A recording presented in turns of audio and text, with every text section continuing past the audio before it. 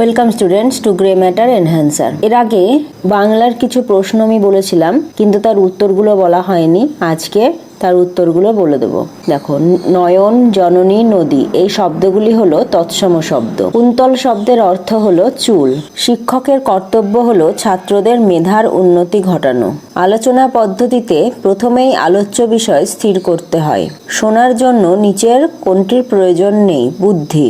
নিচের কোনটি বাকযন্ত্র নয়? দাঁত।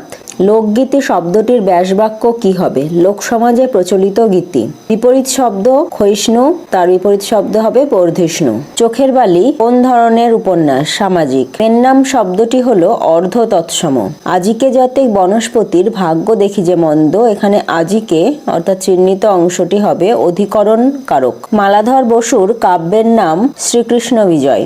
দৌলত কাজী আরাকান রাজসভার কবি ছিলেন। তাহলে আজকের ক্লাস এই পর্যন্তই, আবার দেখা হবে পরের ক্লাসে।